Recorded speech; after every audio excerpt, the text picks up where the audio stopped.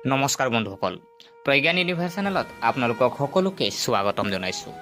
মই আজি আপোনালোকৰ বাবে এটা অতি বিশেষ ভৱিষ্যতবাণী লৈ আহিছোঁ। কাৰণ 2025 চনৰ 16 নৱেম্বৰত সূৰ্যই ৰাশি সলনি কৰিব।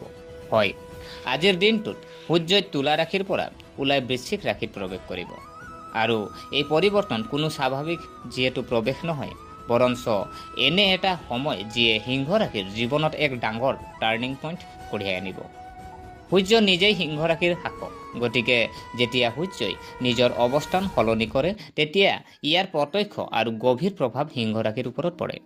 গতিকে জানো আহক, এই সৌৰ যি প্ৰৱেশ হয় আপোনাৰ জীৱন, কেৰিয়াৰ, প্ৰেম, পৰিয়াল আৰু স্বাস্থ্যৰ ওপৰত কেনে প্ৰভাৱ পেলাব। আৰু আটাইতকৈ ডাঙৰ কথাটো হ'ল এই সময়ছোৱাত কি কি প্ৰতিকাৰ আৰু মন্ত্ৰই আপোনাৰ ভাগ্য বৃদ্ধি কৰিব। গতিকে পলম নকৰি আহক আমি ভিডিঅ'ৰ মাজলৈ সোমাই যাওঁ। প্ৰিয় দৰ্শক, সূৰ্য বৃশ্চিক ৰাশিলৈ পৰিৱৰ্তনত জ্যোতিষৰ দৃষ্টিকোণৰ পৰা কি বিশেষ আছে প্ৰথমতে আমি এইটো জানি লওঁ। মংগল গ্ৰহ বৃশ্চিক ৰাশিৰ শাসক গ্ৰহ। সূৰ্য আৰু মংগল দুয়োটা অগ্নিমৌলৰ গ্ৰহ আৰু দুয়োৰে গতি, শক্তি, উৎসাহ আৰু নেতৃত্বৰ প্ৰবল জ্ঞান আছে। ই এক গুণ। গতিকে সূৰ্য যেতিয়া বৃশ্চিক ৰাশিত প্ৰৱেশ কৰে এজন ব্যক্তিৰ আত্মবিশ্বাস, সিদ্ধান্ত গ্ৰহণ আৰু আত্মসন্মান যথেষ্ট বৃদ্ধি পায়। কিন্তু একেই সময়তে খং, অধৈৰ্যতা, অহংকাৰো বাঢ়িব পাৰে। সিংহ ৰাশিৰ বাবে এই সময় আৱেগিক গভীৰতা আৰু পাৰিবাৰিক দায়িত্বৰ সৈতে জড়িত হ'ব। বহু কথা সলনি কৰাৰ ইচ্ছা আপোনাৰ হ'ব আৰু কেতিয়াবা জীৱনত নতুন সিদ্ধান্ত ল'বলৈ অনুপ্ৰাণিত হ'ব। সিংহ ৰাশিৰ বাবে সূৰ্যৰ প্ৰৱেশত সাধাৰণ প্ৰভাৱ যদি আমি চাওঁ, সিংহ ৰাশিৰ বাবে সূৰ্যৰ এই প্ৰৱেশত আপোনাৰ চতুৰ্থ ঘৰ, পৰিয়াল, আৰাম আৰু মাতৃৰ সুখ ঘটি আছে। গতিকে এই প্ৰৱেশে আপোনাৰ ঘৰুৱা জীৱন, মাতৃ সম্পত্তি আৰু বাহনৰ সৈতে জড়িত বিষয়সমূহত প্ৰভাৱ পেলাব। এই সময়ছোৱাত সূৰ্যই আপোনাক সাহস আৰু নিৰ্ণায়কতা প্ৰদান কৰিব। ঘৰুৱা দায়িত্ব পালন কৰাৰ ক্ষমতা বাঢ়িব, কিন্তু কেতিয়াবা উত্তেজনা, ইগো বা পাৰিবাৰিক সংঘাতৰ সৃষ্টি হ'ব পাৰে। এই সময়ত সংযম আৰু ধৈৰ্য বজাই ৰখাটো অতি প্ৰয়োজনীয়। পাৰিবাৰিক জীৱন আমি যদি চাওঁ, এই সময়ত পাৰিবাৰিক ক্ষেত্ৰখনত কিছু উত্থান পতন হ'ব পাৰে। আপোনাৰ মাতৃৰ স্বাস্থ্যৰ প্ৰতি মনোযোগ দিয়ক। আপোনাৰ তাই ভাগৰুৱা হ'ব পাৰে, মূৰৰ বিষ বা ৰক্তচাপৰ সমস্যাৰ সন্মুখীন হ'ব পাৰে। যদি আপুনি ঘৰ নিৰ্মাণ কৰাৰ কথা ভাবিছে বা বাহন ক্ৰয় কৰাৰ কথা ভাবিছে, তেতিয়া সৌৰ যিহেতু আমাৰ সূৰ্যদেৱ প্ৰৱেশে পিছৰ সময়ছোৱা আপোনাৰ বাবে শুভ হ'ব। আপোনাৰ কঠোৰ কথাই পৰিয়ালৰ ভিতৰত মতানৈক্যৰ সৃষ্টি কৰিব পাৰে। গতিকে কথা কওঁতে কোমলতা বজাই ৰাখক। সূৰ্যৰ উজ্জ্বলতাই আপোনাক শক্তিশালী কৰে, কিন্তু কেতিয়াবা সেই একেই উজ্জ্বলতাই সম্পৰ্কটো দূৰত্বৰ সৃষ্টি কৰিব পাৰে। গতিকে ক্ৰোধৰ ওপৰত প্ৰেম ব্যৱহাৰ কৰক। এইটোৱেই হ'ব সুখী পাৰিবাৰিক জীৱনৰ মন্ত্ৰ। কেৰিয়াৰ আৰু কৰ্মক্ষেত্ৰ যদি চোৱা হয়, এতিয়া আমি কেৰিয়াৰৰ কথা কওঁ। যিহেতু সিংহ ৰাশিৰ বাবে এই প্ৰৱেশে নতুন দায়িত্ব আৰু পদোন্নতি আনিব পাৰে। চৰকাৰী খণ্ডত থকাসকলৰ বাবে এই সময়ে সন্মান আৰু প্ৰতিপত্তি বৃদ্ধিৰ ইংগিত দিয়ে। ব্যৱসায়ত জড়িতসকলৰ বাবে এইবাৰ নতুন বিনিয়োগ আৰু অংশীদাৰিত্বৰ ক্ষেত্ৰত অলপ সাৱধান হ'ব। সূৰ্যৰ বৃশ্চিক ৰাশিত প্ৰৱেশে আপোনাক কৌশলগত চিন্তাধাৰা দিব, কিন্তু ভুল সিদ্ধান্ত লোৱাৰ প্ৰয়োজন হ'ব পাৰে। এই পদক্ষেপৰ ফলত যথেষ্ট লোকচান হ'ব পাৰে। গতিকে যিকোনো নতুন চুক্তি বা চুক্তি স্বাক্ষৰ কৰাৰ আগতে ভালদৰে চিন্তা কৰক। নিয়োজিত ব্যক্তিসকলেও নিজৰ বছ বা ঊৰ্ধ্বতন বিষয়াৰ সৈতে সম্পৰ্কত সংযম বজাই ৰাখিব লাগে।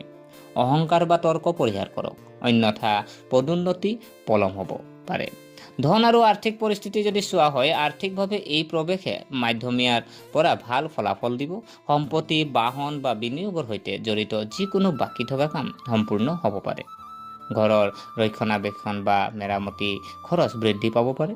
যদি আপুনি ব্যৱসায়ত আছে, তেন্তে মাটিৰ সৈতে জড়িত নতুন চুক্তি বা লাভালাভ কৰিব পাৰে। মাত্ৰ এটা কথা মনত ৰাখিব, কোনো আত্মীয় বা বন্ধুক নাভাবিব ধন ধাৰে দিবলৈ, আৰু কাৰণ পৰিশোধ কৰাত পলম হ'ব পাৰে। সূৰ্য প্ৰৱেশে আপোনাৰ বাবে দীৰ্ঘম্যাদী লাভৰ পথ মুকলি কৰিব পাৰে, যদি আপুনি ধৈৰ্য ধৰি ৰাখে। তেন্তে প্ৰেম আৰু সম্পৰ্ক আমি যদি চাওঁ, এই সময়খিনি আপোনাৰ প্ৰেম জীৱনৰ বাবে কিছু মিশ্ৰিত সময়। বৃশ্চিক ৰাশিত সূৰ্যৰ সৈতে আপুনি আপোনাৰ আৱেগ গভীৰভাৱে অনুভৱ কৰিব, কিন্তু আপোনাৰ কথাবোৰো কঠোৰ হ'ব পাৰে। যদি আপুনি সম্পৰ্কত আছে, তেন্তে আপোনাৰ সংগীৰ অনুভৱক সন্মান কৰক। তুচ্ছ বিষয়ত তৰ্ক কৰাটো এৰক। যদি আপুনি অবিবাহিত তেন্তে এই সময়ে কোনোবা আৱেগিক আৰু ৰহস্যময় ব্যক্তিক লগ পোৱাৰ ইংগিত দিয়ে। সম্পৰ্ক আৰম্ভ কৰাৰ আগতে ব্যক্তিজনৰ উদ্দেশ্য বুজি লওক। বিবাহিত দম্পতিৰ বাবে এই সময়ে তেওঁলোকৰ মাজত গভীৰতা আৰু বুজাবুজি বৃদ্ধি কৰিব। মাত্ৰ ইগোক বাধা দিব নিদিব। স্বাস্থ্য আৰু মানসিক অৱস্থা আমি যদি চাওঁ, স্বাস্থ্যৰ ক্ষেত্ৰত সূৰ্যদেৱে আপোনাক শক্তি আৰু উৎসাহ দিব, কিন্তু অত্যধিক পৰিশ্ৰম আৰু মানসিক চাপে ভাগৰুৱা বা মূৰৰ বিষৰ সৃষ্টি কৰিব পাৰে। এই সময়ত পেট আৰু ৰক্তচাপ সম্পৰ্কীয় সমস্যাৰ প্ৰতিও গুৰুত্ব দিব লাগে। ৰাতিপুৱা সূৰ্যক আপুনি পানী আগবঢ়াওক, গায়ত্ৰী মন্ত্ৰ জপ কৰক আৰু ৰঙা কাপোৰ পিন্ধিলে আপোনাক ইতিবাচক শক্তি প্ৰদান কৰিব। প্ৰতিদিনে পুৱা 5 পৰা 10 মিনিট আপুনি ধ্যান কৰিব পাৰে, মানসিক শান্তিৰ বাবে উপকাৰী হ'ব। ছাত্ৰ ছাত্ৰীৰ বাবে যদি চোৱা হয়, এই প্ৰৱেশে অধ্যয়ন ক্ষেত্ৰত বা অধ্যয়ন কৰি থকা যিসকল আমাৰ ছাত্ৰ ছাত্ৰী আছে তেখেতসকলৰ আপোনাৰ সিংহ ৰাশিৰ জাতক জাতিকাৰ বাবে ইতিবাচক ফলাফল দিব।